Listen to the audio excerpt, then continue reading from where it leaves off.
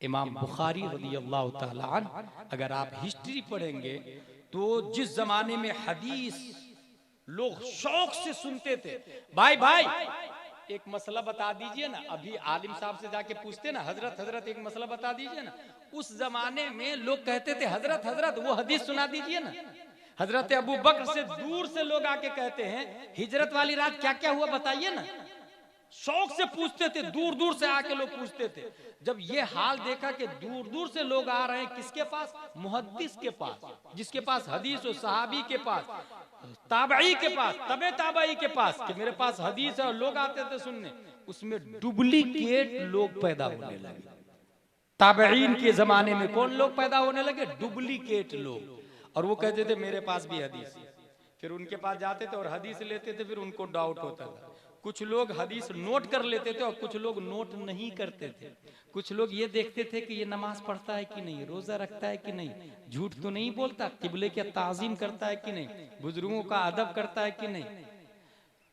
नौबत बनी जा रसीद के सही हदीस के साथ गलत हदीसें काफी मिल गई। रब्बे कदीर ने 13 शव्वाल 194 हिजरी में अबू अब्दुल्लाह मोहम्मद बिन इस्माइल बुखारी को पैदा फरमाया है। और इमाम बुखारी रज़ियल्लाहु ताला अन्हु, अल्लाहु अकबर, 6 लाख हदीसें याद थी इमाम बुखारी, 6 लाख हदीसें इमाम बुखारी को याद थी। इमाम बुखारी अपने आप में खुद मुजतहिद भी है, लेकिन बुखारी में 6 लाख हदीसें नहीं, बुखारी में 4,500 बगैर तकरार के हदीसें अवेलेबल है। बाकी हदीसें क्यों नहीं लिखी, उनको उनके शराइत पे जो हदीसें नहीं उतरती थी उसको उन्होंने नहीं लिया। कितनी मेहनत की है इमाम बुखारी ने, इसका अंदाजा इस बात से लगाए कि हदीस लिखने से पहले वुजू फरमाते थे, वुजू फरमाने के बाद 2 रकात नमाज पढ़ते थे, और कहां बैठ के लिखते थे, हुजूर सल्लल्लाहु अलैहि वसल्लम का मिंबर और हुजूर सल्लल्लाहु अलैहि वसल्लम का हुजरा, जहां वो मजार शरीफ हुजूर सल्लल्लाहु अलैहि वसल्लम का मौजूद है, गुंबद खजरा जहां बना, इसके बीच में जो रौज़तुम मिन रियाज़िल जन्नत जिसको कहा जाता है, उसमें बैठ के इमाम बुखारी हदीस लिखते थे। 16 साल तक मुसलसल हदीस लिखते रहे मेरे भाई। कभी आपने 1 रुपया उनको दिया, कभी उनके नाम से फातिहा करवाया, कभी उनके नाम से कुर्बानी करवाई, कभी उनकी मेहनत पे नजरेसानी कर लिया? उनको क्या पड़ी थी? वो सिर्फ ये चाह रहे थे कि दरभंगा के लोग समेत कयामत तक नबी की बात पहुंच जाए। और सिर्फ यही नहीं, अगर हम कोई दीन का काम यहाँ दरभंगा में करने लगे तो लोग मुखालफत करते हैं, तो बीवी बच्चे भाई सब कहते हैं आपको क्या जरूरत है, छोड़ दीजिए ना। यही काम अगर हजरत अबू अब्दुल्ला मोहम्मद बिन इस्माइल बुखारी ने किया होता, वो भी नहीं करते मुखालफत के डर से, तो आज बुखारी शरीफ नजर नहीं आती। और मैं दूसरी जगह की बात नहीं कर रहा, गांव की बात कर रहा। इमाम बुखारी जिस गांव में थे, गांव वाले लठ लेके मारने आ गए थे इमाम बुखारी, लठ लेके खल्क़े कुरान के मसले में इमाम बुखारी को मारने के लिए आ गए थे। इमाम बुखारी को पता चला था, गांव में गए नहीं, रोने लगे, रास्ता पलट दिया, अल्लाह तेरे बंदे के लिए जमीन तंग हो गई है, और दूसरी तरफ चले गए, रास्ते में इंतकाल हो गया। जब दफन किया गया उनको तो 1-2 दिन नहीं, महीनों तक कब्र से खुशबू, सुभान अल्लाह, महीनों तक कब्र से, बल्कि लोग मिट्टी उठा के ले जा रहे थे और बार बार कब्र पे मिट्टी डलवाई जा रही। फिर गवर्नमेंट को एक्शन लेना पड़ा, पाबंदी लगानी पड़ी, क्योंकि लोग मिट्टी लेके जाने लगे थे, इतनी खुशबू। ये है इमाम बुखारी। हासिल ये कि जिनकी नस नस, खून खून, रफ्तार रफ्तार, कपड़े कपड़े में काल अल्लाह व काल रसूल, हर एतबार से हुजूर सल्लल्लाहु ताला अलैहि वसल्लम की बात। लेकिन हदीस कितनी है, 4,500। और आगे चले, मुस्लिम शरीफ 3 लाख हदीसों में से इंतखाब किया गया है। इमाम अबू दाऊद को 5 लाख हदीसें याद थी। इमाम अहमद बिन हंबल 7,50,000 हदीसें याद थी। लेकिन एक बहुत बड़ा मसला यह था कि हदीस को समझने के लिए कितना इल्म चाहिए, कितना एजुकेशन चाहिए। एक बहुत कॉमन सेंस है, कुरान शरीफ में आया फक्सिलू वजूहकुम, अपने अपने चेहरों को धो, तो चेहरा इतना भी तो होता है, इतना भी तो होता है, इतना भी तो चेहरा ही है। ये आधा मुंह हम धोए, होंठ से नीचे धोए, तो ये भी तो चेहरा का हिस्सा है। पूरा चेहरा धोए या आधा चेहरा धोए, ये कौन बताए? अलमाओ मिनल मा, हदीस शरीफ में आया पानी से पानी है। क्या मतलब हुआ इसका? कौन बताएगा? इसके लिए जरूरत पड़ी फकीह की, जो हदीस को समझे भी और समझाए। सहाबा किराम के जमाने में बहुत आसानी था, जो सहाबी को नहीं समझ में आता सीधा नबी से जाके पूछ लेते थे। लेकिन अब नबी तो विशाल फरमा चुके हैं ना, सहाबा किराम इंतकाल कर चुके हैं ना, अब लोग कहां जाएंगे? इसके लिए जरूरत पड़ी फिक्र की, और इसका वजूद खुद नबी से साबित। हुजूर सल्लल्लाहु तआला अलैहि वसल्लम ने मुसअब बिन उमैर, फिक्र की हदीस, फिक्र की दलील दे रहा हूं मैं, मुसअब बिन उमैर को मदीना शरीफ का मौलाना साहब बना के भेजा, मुअल्लिम इमाम साहब। किसको बना के भेजा? मुसअब बिन उमैर को। याद रखिएगा, नबी मदीना नहीं गए अभी, पहले मुसअब बिन उमैर को भेजा और 3 ड्यूटी दी, अन युक़रिअहुमुल कुरआन व युअल्लिमुहुमुल इस्लाम व युफ़क़्क़िहुहुम फ़िद्दीन। उन्हें कुरान पढ़ाइएगा, इस्लाम सिखाइएगा और दीन समझाइएगा। हजरत मुसअब बिन उमैर सीधा मदीना शरीफ पहुंचे और सोचे मैं कहां जाऊं कहां जाऊं। एक कुआं पे लोग जमा थे, वहीं तकरीर शुरू कर दी। जब मदीने का डॉन साद बिन मुआज को पता चला कि कोई आदमी आके हमारी कौम को बेवकूफ बना रहा, तो अपना असिस्टेंट उसैद बिन हुजैर को भाला दिया और तलवार और ढाल, और कहा जा उसको मार के आ मुसअब बिन उमैर को। हजरत मुसअब बिन उमैर तकरीर कर रहे हैं और उसैद बिन हुजैर नेजा लेकर के कुआं पर, क्या हमारी कौम को बेवकूफ बना रहा और उल्टी सीधी बातें बोल रहा, कहां से आया तू? बैठ। जलाल में आकर के बोलना शुरू कर दिया। इसका जवाब क्या होना चाहिए? मगर कुर्बान जाइए मुसअब बिन उमैर पर, उनका जवाब सुनिए और अपने अंदर वो जवाब पैदा करें। वो फरमाते हैं, अवतजलिस व तस्माअली इन रदीत अमरन कबिलता व इन करहत फअज़लना अन्का मा तकरा। क्या आप थोड़ी देर बैठकर मेरी बातें नहीं सुन सकते?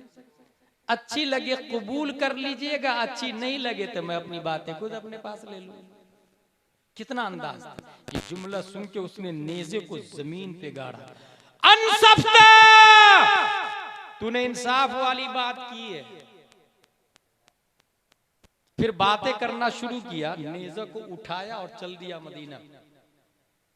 साद बिन मुआज को, वो हमसे नहीं सुनने वाले, आप ही जाके समझा दीजिए। उसी तेवर के साथ साद बिन मुआज भी वही लान तान किया और जुमले बका। हजरत मुसअब बिन उमैर ने उसी पोलाइटली अंदाज में जवाब दिया, अवतजलिस व तस्माअली इन रदीत अमरन कबिलता व इन करहत फअज़लना अन्का मा तकरा। साद बिन मुआज कहते हैं, ये जो तुम मैसेज दे रहे हो, प्रोग्राम बता रहे हो, इसको कबूल करने की प्रोसेसिंग क्या है? मुसअब बिन उमैर ने कहा कि ये कुआं है, नहा लीजिए और 2 रकात नमाज पढ़ लीजिए। फौरन नहाया, 2 रकात नमाज पढ़ा, नेज़ा उठाया और मदीना और लोगों को जमा किया। सब लोग जमा हो जाए मैदान में, सब बूढ़े बच्चे, यतीम, बीवी, शौहर, लवारी सब मौजूद है। कहा मेरे बारे में क्या ख्याल है? कहा बहुत अच्छे हैं। तब साद बिन मुआज ने कहा, सुनो, तुम में से कोई मर्द, कोई औरत, कोई बूढ़ा, कोई बच्चा, कोई बीवी, कोई शौहर, किसी से मैं उस वक्त तक बात नहीं करूंगा जब तक मुसअब बिन उमैर के मोहम्मद नबी पर ईमान नहीं ले आते हो। ये सुनना था कि सब के सब हल्का बगोश इस्लाम होने लगे। यही वजह है कि अबू जहल की टीम नबी को भगा रही है, मगर ये मुस्तफा है जब मदीना पहुंचे भी नहीं है, मदीना के लोग घरों की छत पे चढ़ चुके हैं, खजूर के झाड़ पे चढ़ चुके हैं, शाहराहे आम्मा पे आ चुके हैं। वो रास्ता जो मक्का से मदीना की तरफ जाता था, उस रास्ते पर दूर दूर किलोमीटर लोग दूर आके देख रहे हैं और ये सोच रहे हैं सबसे पहले मैं नबी को देखूंगा, सबसे पहले मैं नबी को देखूंगा। ऊपर से चढ़ने वाले झांक झांक के देख रहे हैं, झाड़ियों से ऊपर से दूर दूर तक नजर दौड़ा रहे हैं। और जब नजर पड़ी मुस्तफा पर तो बैक जबान लोगों ने कहा, ताला अल बद्र अलैना मिन सनियातिल वदाई वजब शुक्र अलैना मादा लिल्लाहि दाई। मक्का की कंपनी नबी को भगा रही है, मदीने वाले अपने दिल और आंख को फर्शे राख बना चुके हैं मुस्तफा के लिए। ये मिजाज कहां से मिला? मुसअब बिन उमैर की तालीम का नतीजा था कि नबी के जाने से पहले तकरीबन 10,000 लोग मुस्तफा के आशिक बन चुके थे। नारे तकबीर, मेरे भाई, मेरा टाइम हुआ चाहता है। मुसअब बिन उमैर रदियल्लाहु ताला अन्हु,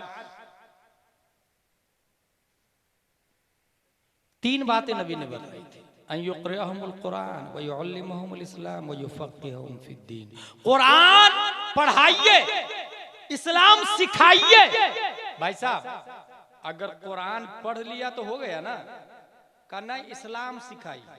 चले कुरान पढ़ लिया और इस्लाम सिखा दिया, अब तो हो गई बात ना। ना, तीसरा जुमला है फ़िक़्ह तफ़क़्क़ुह फ़िद्दीन, दीन समझाइए। इसका मतलब ये हुआ कुरान का हर कारी मुस्लिम नहीं होता है। कुरान का हर कारी मुस्लिम नहीं, जैसे गांधी और गांधी जैसे हजारों लोग हैं जो कुरान के कारी तो हैं, मुस्लिम नहीं है। दूसरा जुमला क्या है? वयुअल्लिमुहुमुल इस्लाम, इस्लाम सिखाइएगा। बात तो हो गई ना, मगर तीसरा जुमला आया वयुफ़क़्क़िहुहुम फ़िद्दीन। इसका मतलब यह है कि हर मुस्लिम तफ़क़्क़ुह फ़िद्दीन वाला नहीं होता है। तफ़क़्क़ुह फ़िद्दीन शैउन आखर। इसी से पता चला तफ़क़्क़ुह इस्लाम में बहुत अहम माना रखता है। रब्बे क़दीर ने 80 हिजरी में साबित की पीठ से वक्त के इमाम आज़म अबू हनीफा हजरत नौमान को पैदा फरमाया। तफ़क़्क़ुह के इमाम माने जाते, मज़हब हनफी के इमाम माने जाते। अल्हम्दुलिल्लाह हम लोग सुन्नी हैं, हनफी है, और इस वक्त उसी का इम्तियाजी नाम मसलके आला हजरत वाला है। मसलके आला हजरत में हर सहाबी की ताज़ीम की जाती है, चाहे वो अबू बकर सिद्दीक हो या अमीर मुआविया रज़ियल्लाहु ताला अन्हु। और सबसे अफजल हजरत अबू बकर को माना जाता है, उसके बाद उमर को, उनके बाद हजरत उस्मान को, उनके बाद हजरत अली रज़ियल्लाहु अन्हु। यही अहले सुन्नत व जमाअत की पहचान है। इसके अलावा कोई अगर आपको मिलता है, हरगिज हरगिज उससे जुड़िएगा नहीं, उससे रिश्ता मत रखिएगा।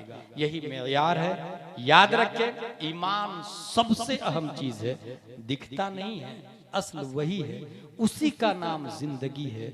वो नहीं तो जिंदगी नहीं, वो है तो सब कुछ है। रब्बे क़दीर हम सबको कुरान और हदीस और फ़िक़्ह पर अमल करने की तौफ़ीक़ अता फरमाए। वमा अलैना इल्लल बलाग। अस्सलामु अलैकुम।